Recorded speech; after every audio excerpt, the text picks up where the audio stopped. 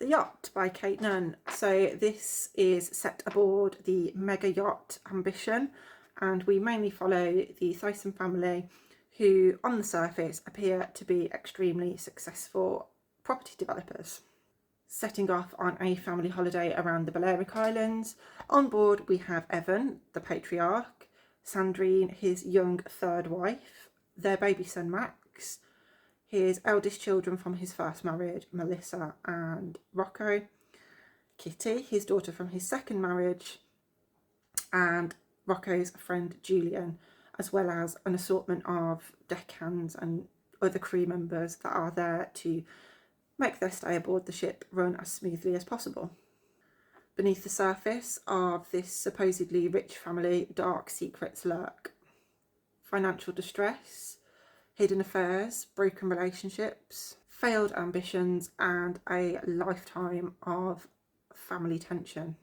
Despite trying to maintain this image of a united family, cracks do start to appear and tension mounts between those aboard, highlighting the toxic family dynamic that these people have. The narrative switches between all of the adult members of the family: Piper, a deckhand, and Sub-Inspector Luis Perez, who works for the Spanish mainland police. We get these quick, short, sharp chapters that expose multiple layers of deception, and it ends in a dramatic climax that has you questioning everything. Having read other books by Kayte Nunn and loving them, I fully expected this to follow that trend. So we have this story that is told from the perspectives of multiple, very unreliable narrators, all of who have hidden motives, and I was expecting something fast-paced and action-packed. This book is an incredibly clever psychological thriller that is driven by interpersonal conflict, secrets, lies, and family ties.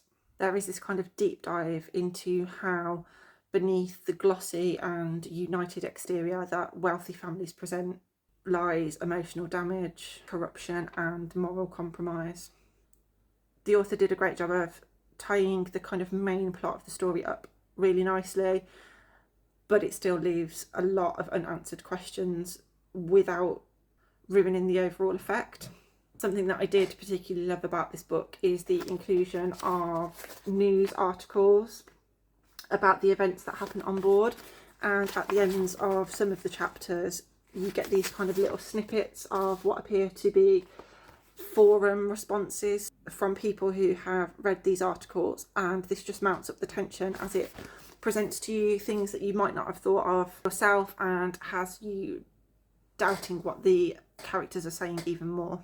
I did, however, find this to be incredibly slow, and I did feel the reason for Piper's inclusion should have been made clearer earlier on. You do get hints as to why she's there, why she has chosen this particular yacht to work on, but it isn't until more than halfway through the book where you find out her true reasons for being there. And to me, this just made her feel a little bit pointless. I do kind of feel like Piper could have been left out of this entirely and it still would have worked perfectly well. For me, it was a really quick read, despite these kind of slower bits. I did enjoy it overall, but it just seemed to be lacking that something that I expect from this author's work.